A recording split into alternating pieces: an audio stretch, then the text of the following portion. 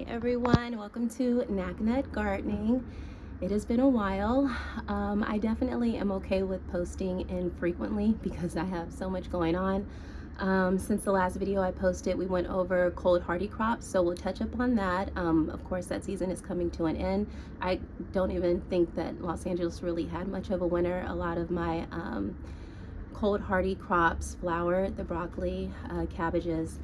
But I want to start by saying this is not a political platform at all, but I definitely stand with humanity. A lot has happened since I posted the last video. Everything weighs heavily on my heart. I constantly think about my family and my children. So that is even more means to garden, right? Because it gives me such peace and I love connecting with the community. So with that being said, this is what happens when you grow cold hardy crops and it's pretty much warm weather, almost summer like weather, and then you don't cover or you don't spray. It's a lot of holes in the leaves. Now if you notice, the kohlrabi, this bulb is of course very much edible. I usually harvest when it's a bit larger than that. I love making kohlrabi fries where I'll just peel off that outside layer. Inside is a nice crispy well, it's not quite, well, yeah, I would say it's a very firm texture inside of that purple skin. And so then I just run it through like a potato slicer, and it turns them into fries, and then I just air bake them. It's actually really good and really healthy, and the kids, you know, quote, are eating french fries, but they know that it's mommy's garden fries. So back to the holes. The cabbage moth, cabbage looper, they're called different things, but the chrysalis is like right here. I've had so many of these all around the garden, and so eventually the cabbage moth looper will come out of that, and when it's in the caterpillar stage, that's when it just goes to town on the leaves of the cold hardy crops. I'm okay with it, but you know what I'll do next year? I will box this in. I'll probably do like a makeshift kind of netting unit. She knows that she should not crawl across my bags like that. Oh, you know what? I set her up for failure because I have the bleach right here.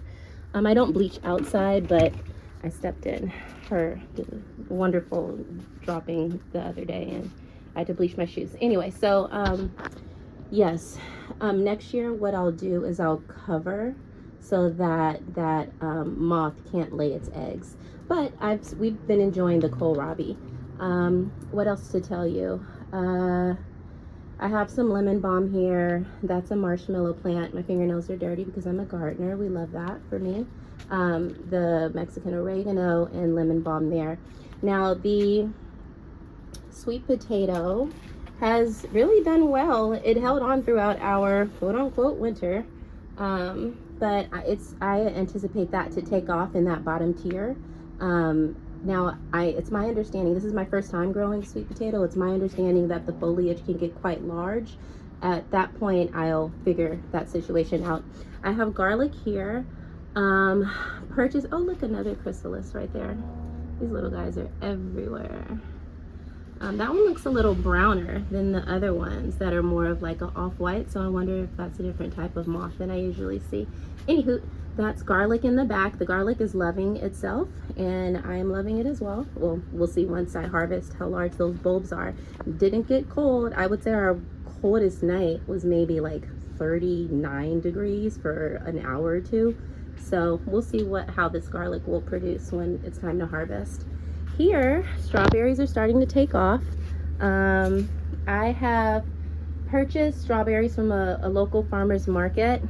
I think he said, is this the Alpine? There are 3 different varieties in here. This one is more of I'm really sweaty and hot, but I hope you guys don't mind. This is more of it's really prolific, but it's smaller, but it's really good. So yeah, it's yummy. I anticipate the strawberries to take off. I've really spent a lot of time cultivating great potting soil in the green stalks, so I'm excited about that. We have some transplant starts here. This is a medicinal plant. I don't know which one, but I'm excited to find out once it takes more shape.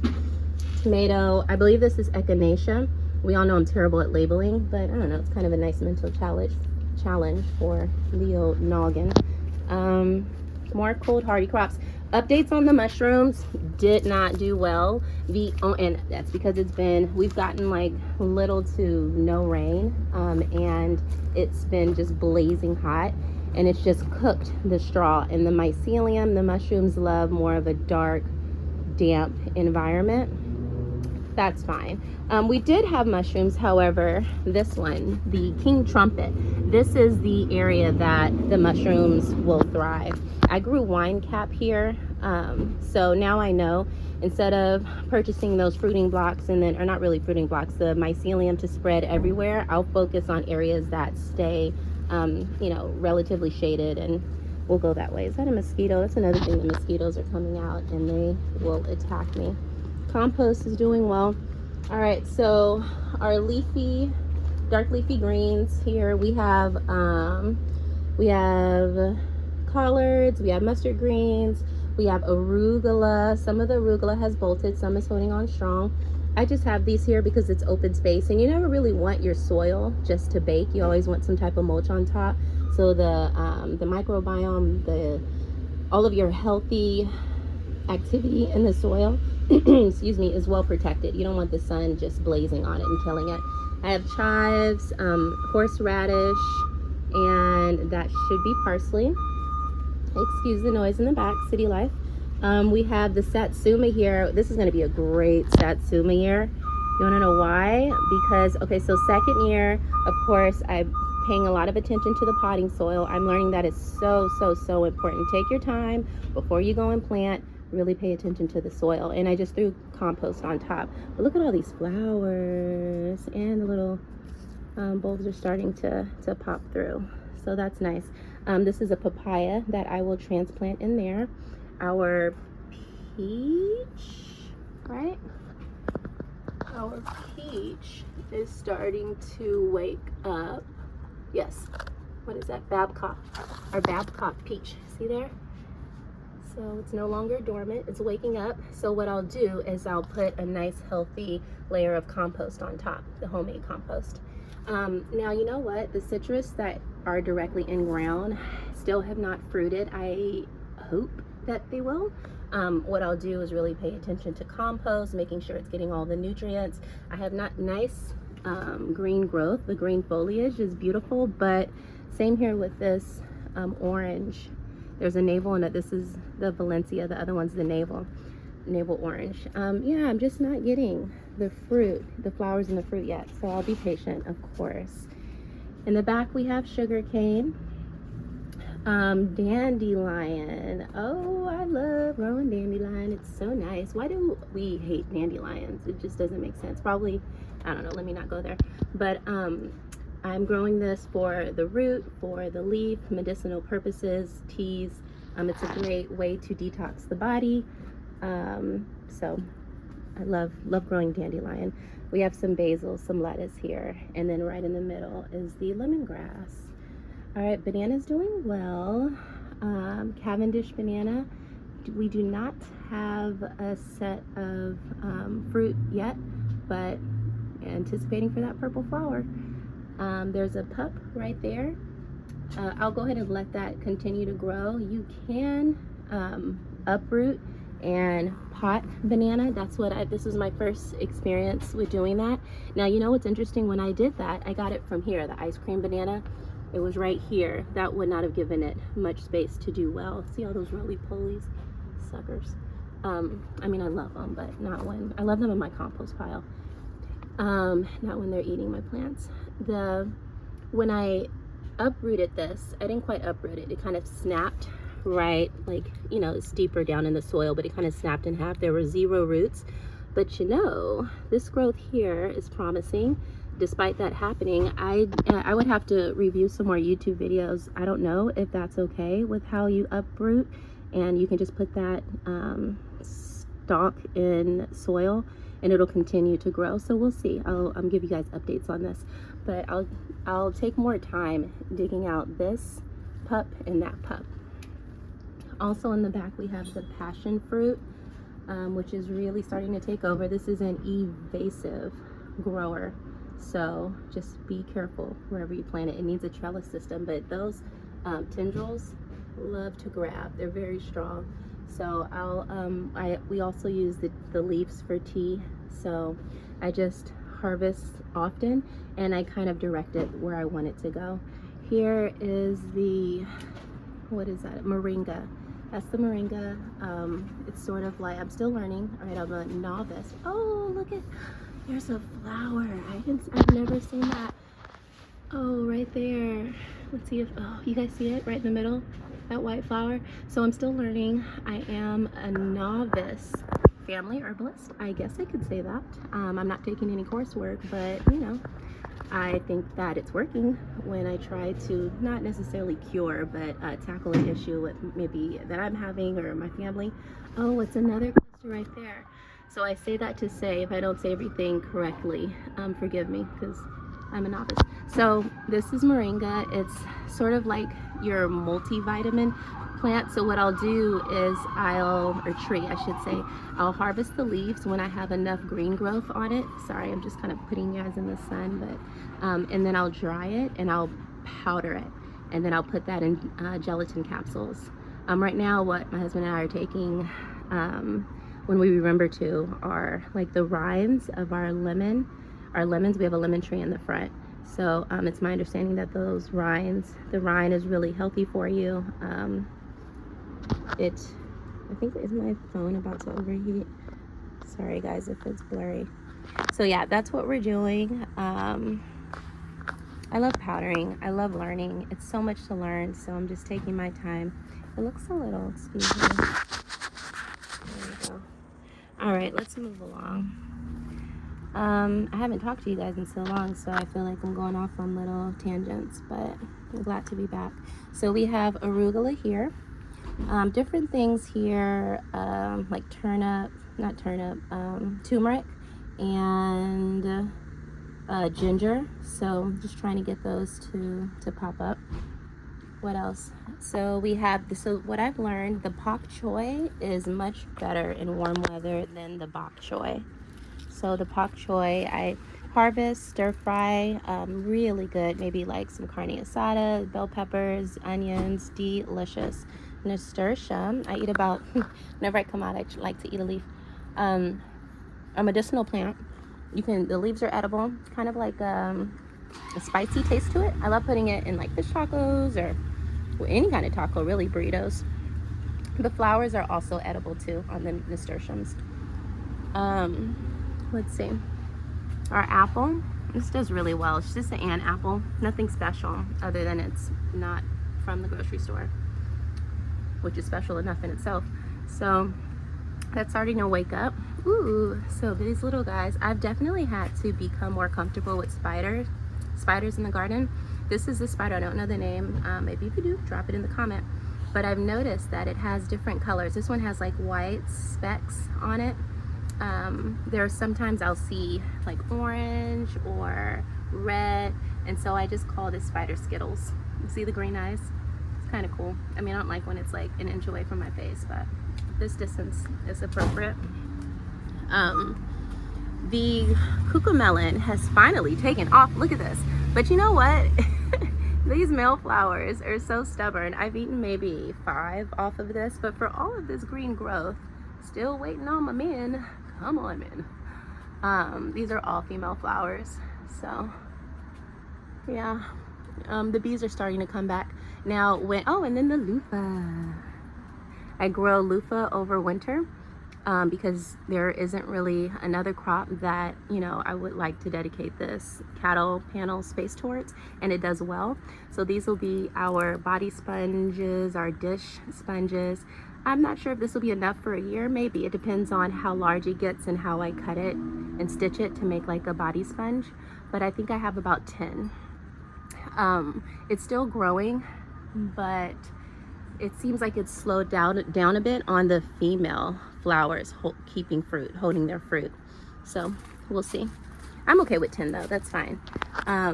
Asparagus. So the grubs here have eaten a lot of the asparagus, but a lot of asparagus has taken off. This is the most I've ever had. It's still too young to harvest. See how small the stalk is? So I'm just letting it fern out, and all that energy goes back into the roots, and then more stems pop up and fern out, and then eventually it'll be a nice diameter for me to start harvesting. The kids, my son especially, is really excited for asparagus. So comfrey, plantain, comfrey, more asparagus. I'm waiting on more asparagus to come in because I want to go ahead. See how this is what it was, a bare root. This is part of it, but the grubs kind of tear it up, eat it up. Rhubarb. I don't really know what to do. I haven't taken the time, but for instance, for this you do not eat the leaves. The leaves are poisonous or toxic, probably give you a tummy ache. I don't know exactly, but I know you don't eat the leaves. This is the part that you harvest and you bake, and I guess people can make different pies, rhubarb pie. So far I've just dried it and powdered it. When I want to dedicate time to see what I'll do with it, I'll do that, but I'll leave that one in for now. Oh look, it can be my little pointer. This is my Megatron jalapeno plant. So I overwintered it once I harvested those last two, so that's nice. My kumquat here, this I know will give me a lot of fruit next year. This year I got maybe about 5, but it does like this space. I've put it in a couple of different areas in the garden. It likes this area, and the foliage is growing strong. I have a tomato, I believe I said this was a Better Boy tomato in the back. Calendula, a lot of space here because the poor broccoli just flowered its little heart out. It's it's still edible, but not necessarily the flowers and the broccoli head, but the leaves are. I do incorporate the leaves and with the collard greens and kohlrabi leaves, but it was just so many holes, and the flowers, I just want it out, and I'm ready for the warm weathered crops. This I purchased for all the squash and cucumber that you see. I purchased from a farmer's market because I'm behind on my seedlings. This is a cucumber. This little guy, if it pulls through, it looks very dehydrated right now, is a cucumber. There was one there. The roly-polies got to it. That's why I put like little bait, not really bait. I guess I'm trying to bait it. I'm trying to bait it away from taking off my plant because they'll just eat there at the stem. So I'll put maybe a fruit that they'll like, maybe like orange slices, things like that around so that they can eat that and not the plant. So that's a zucchini, another zucchini there. I also have ginger that I harvested pretty much all of it. We'll see if it comes back, but I'm just kind of doing an interplanting method in that grow bag. This one I was going to dedicate turmeric towards, but I'm still on the fence about that. What else? Lacinato kale. I harvest from this one frequently. And then the grape. This is my second year growing grape. I have not harvested yet, but I imagine that this year I should. So excited. I was going to extend a trellis system. Oh, y'all, I'm over here covering I'm sorry. This is a grape. So I was going to extend a trellis system here. However, I don't really want to walk under plants because then it'll be spiders and webs and all that. So I'm okay with it just stopping right there. What else? I think I've covered everything. I've done a lot of gardening today. I'm gonna go inside, hydrate, eat. The avocado will start to put on flowers around this time. It's a Hass avocado. We had a good year. I would say maybe 30 avocados we had. Every year it adds on maybe 10 or so more. So that's it. Well, I'm glad I was able to check in with you guys. Oh yeah, and these are walking onions, if anyone wanted to know. I have not watched it walk yet, but it's my understanding that an onion will grow up the bulb and then it's heavy, so it falls down and then that roots, and that's how it continues. So I was like, that's cool, so I'll put that here. So I think that's it. I'm gonna go inside. I'll start to germinate tomatoes, we'll go over it. Tomatoes, peppers, everything. I just want to grow. I want to grow as much food for my family as possible. See, that's what it does. It lays its eggs, and then the egg hatches, and it's a caterpillar, and it just goes to town. But you know what I'm deciding, I should say this because this is kind of like my way to archive. So for next year, I want to put pak choi here. I want to put mostly collards here. And then I like this bed. I love the arugula right in front, and then the Swiss chard and mustards. I think that'll be the plan. Next year I want this full of collards, and then it'll be easier for me to put like a netted system on top to cover it. I was so tempted to eat that strawberry, but I'll save it for my kids when they get home. Yeah, you guys. So that's it. I'll wrap up. Put my pointer down. Very nice checking in. So much I want to say, but we'll just leave it here. Peace, love, and happiness, and signing off. Thank yous. Like and subscribe to Naknut Gardening. Peace.